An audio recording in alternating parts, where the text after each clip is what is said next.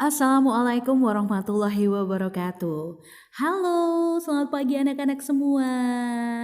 Bertemu lagi dengan Ibu Ika di kesempatan pagi hari ini. Semangat ya untuk mengikuti pelajaran di kelasku. Semangatku. Kali ini kita akan belajar tema 1, selamatkan makhluk hidup. Subtema 3, ayo selamatkan hewan dan tumbuhan. Anak-anak, Indonesia menjadi salah satu negara terbesar dengan keanekaragaman flora dan faunanya.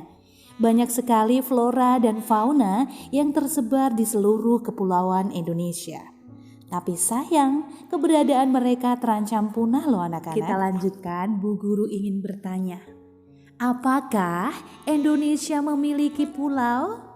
Iya, benar sekali. Indonesia memiliki banyak pulau.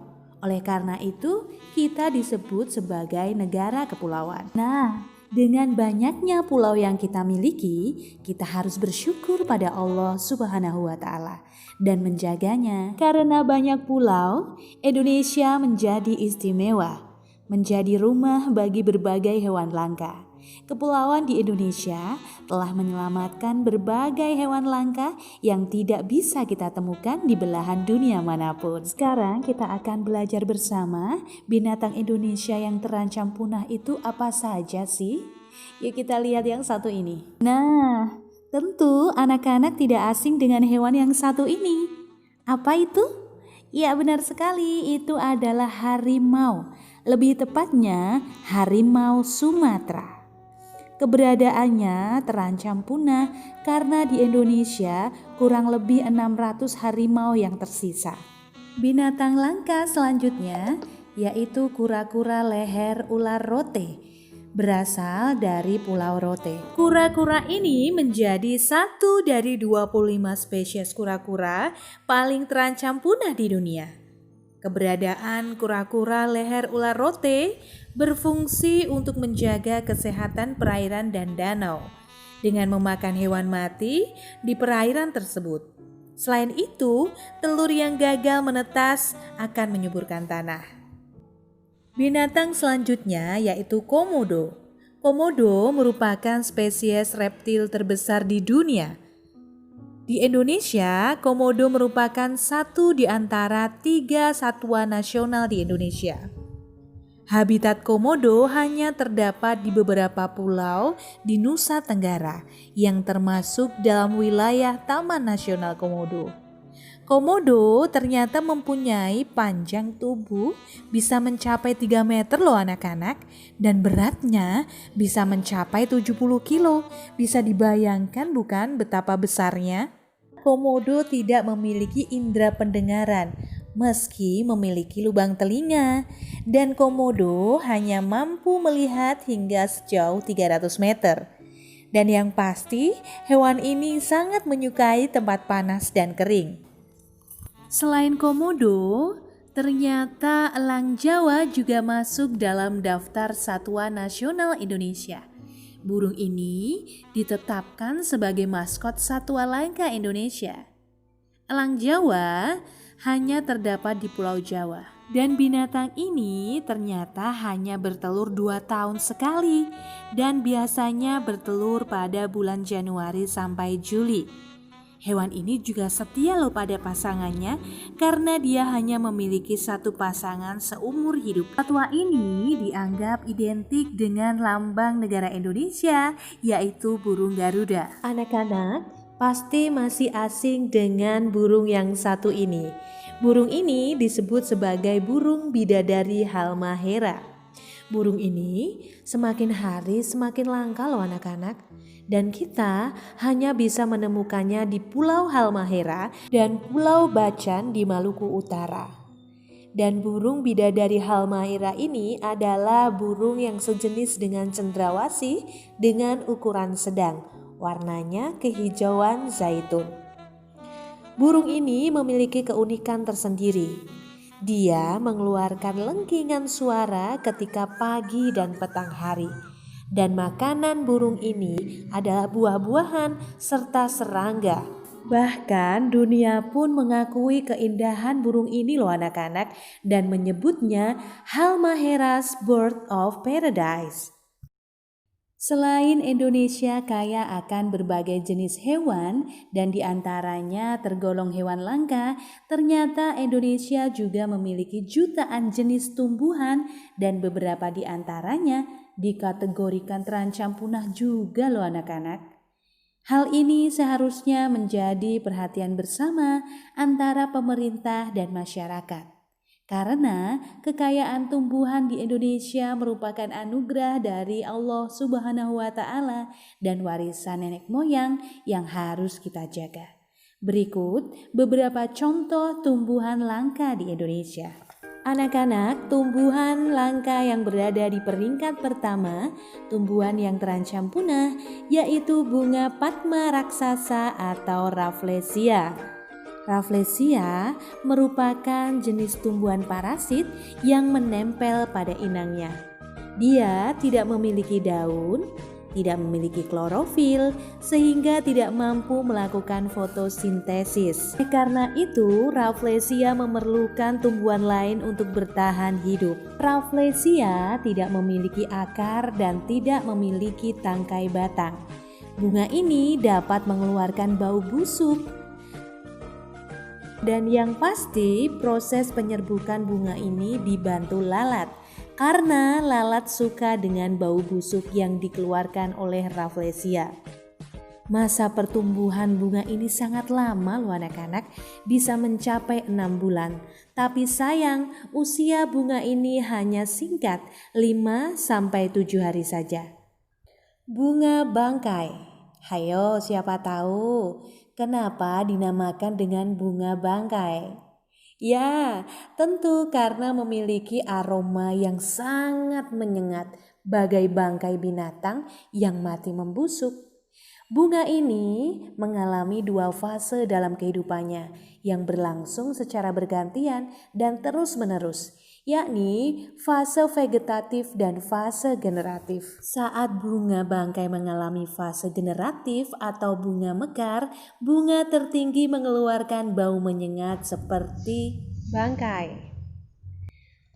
Umumnya masyarakat tertukar dan menyamakan antara Rafflesia Padma raksasa dan bunga bangkai. Meskipun sama-sama berbau bangkai, tapi keduanya berbeda loh anak-anak.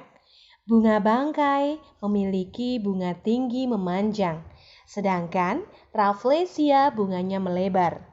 Bunga bangkai berasal dari keluarga talas-talasan dan bisa melakukan fotosintesis. Sedangkan Rafflesia termasuk tumbuhan parasit dan tidak bisa melakukan fotosintesis sehingga merugikan inangnya. Nah anak-anak, ini pohon apa coba? Sekilas bentuknya seperti pohon karet tapi berbeda ya. Ini adalah pohon damar. Pohon damar termasuk tumbuhan langka yang sudah semakin terancam punah. Tumbuhan ini dapat mencapai tinggi 60 meter loh anak-anak. Tinggi sekali bukan? Dan yang pasti kayunya sering diambil getahnya. Manfaat utama diambil getahnya untuk diolah menjadi kopal. Getah damar keluar dari kulit kayu damar yang dilukai. Getah yang membeku dan mengeras setelah beberapa hari. Nah, getah yang mengeras inilah dinamai dengan kopal, bahan dasar untuk membuat cairan pelapis kertas supaya tinta tidak menyebar. Tumbuhan langka berikutnya yaitu Edelweiss Jawa atau bunga senduro. Bunga ini menjadi daya tarik tersendiri bagi para pendaki khususnya di Indonesia. Dan bunga ini hanya bisa tumbuh di pegunungan. Beberapa gunung yang terkenal dengan Edelweiss-nya antara lain ada Gunung Gede, Gunung Rinjani, dan Gunung Merbabu. Bunga Edelweiss memiliki kelopak bunga yang berwarna putih dan berukuran kecil. Biasanya mekar di bulan April dan Agustus. Bunga ini sangat indah dan tidak mudah layu. Oleh karena itu, Edelweiss dapat julukan bunga abadi. Tapi sayang anak-anak, julukan ini berbanding terbalik dengan kondisi yang ada. Banyak orang yang memetik Edelweiss untuk membawanya sebagai oleh-oleh. Nah, hal ini justru membuat Edelweiss terancam punah. Pada tahun 2003, PT Pos Indonesia pernah membuat perangko bergambar bunga Edelweiss. Kalau di dataran tinggi Eropa, Edelweiss digunakan untuk simbol di koin dan logo sebuah lembaga. Nah, anak-anak jika suatu hari nanti mendaki gunung, jangan pernah yang namanya mengambil Edelweiss, cukup foto saja tapi jangan dibawa pulang. Masih semangat kan untuk mengikuti pelajaran hari ini? Nah, tadi kita sudah melihat beberapa contoh hewan dan tumbuhan yang mulai terancam punah. Sebenarnya apa sih yang menyebabkan jumlah mereka semakin hari semakin berkurang? Ada yang tahu? Ya, banyak sekali jenis hewan dan tumbuhan yang terancam punah. Dan berikut ini adalah beberapa faktor penyebabnya. Faktor yang pertama adalah hilangnya habitat. Faktor utama penyebab punahnya hewan dan tumbuhan di bumi ini adalah hilangnya tempat tinggal, seperti pembakaran hutan, pembangunan gedung, dan pembuatan jalan. Faktor berikutnya yaitu perburuan liar dan penebangan hutan secara ilegal juga menjadi faktor dan penyebab kepunahan hewan dan tumbuhan. Faktor selanjutnya yaitu polusi. Polusi juga faktor penting penyebab kepunahan terutama hewan. Jika tidak langsung membunuh binatang, bisa juga mengacaukan proses perkembangbiakan dan mengganggu proses reproduksi.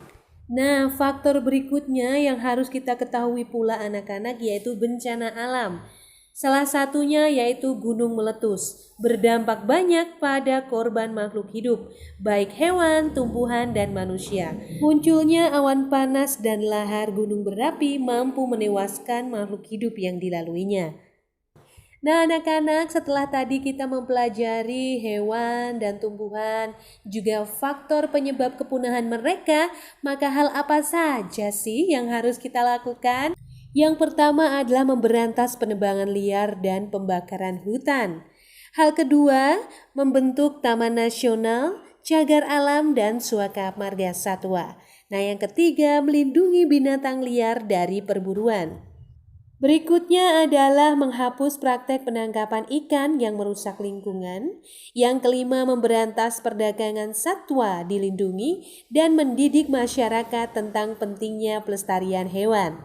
Nah, ternyata anak-anak dengan melestarikan hewan dan tumbuhan, manfaatnya tidak hanya dirasakan oleh Indonesia, tapi negara-negara tetangga yang terbentuk di dalam ASEAN. Negara-negara ASEAN itu diantaranya adalah Malaysia dengan ibu kotanya Kuala Lumpur. Negara selanjutnya yaitu Indonesia, negara kita tercinta. Negara berikutnya adalah negara yang tidak pernah dijajah oleh negara lain, yaitu Thailand. Selanjutnya ada Filipina dengan ibu kota Manila. Negara selanjutnya yaitu Singapura dengan lagu nasionalnya Majulah Singapura. Selanjutnya ada Brunei Darussalam dengan mata uang dolar Brunei. Negara ASEAN berikutnya yaitu Vietnam dengan ibu kota Hanoi. Negara selanjutnya yaitu Laos yang bergabung dengan ASEAN tanggal 23 Juli 1997. Negara selanjutnya yaitu Myanmar atau Burma yang mempunyai bahasa resmi Myanmar. Ada Kamboja dengan bahasa resminya Khmer. Selanjutnya ada Timor Leste dengan ibu kota Dili sebagai anggota terakhir di ASEAN. Bagaimana pelajaran hari ini, menyenangkan bukan? Banyak informasi dan pengetahuan yang dapat kita pelajari bersama.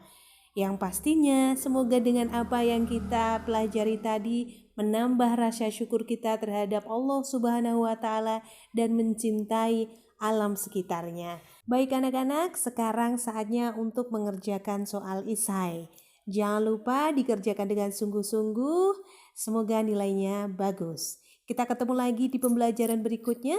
Wabillahi taufiq wal hidayah. Wassalamualaikum warahmatullahi wabarakatuh.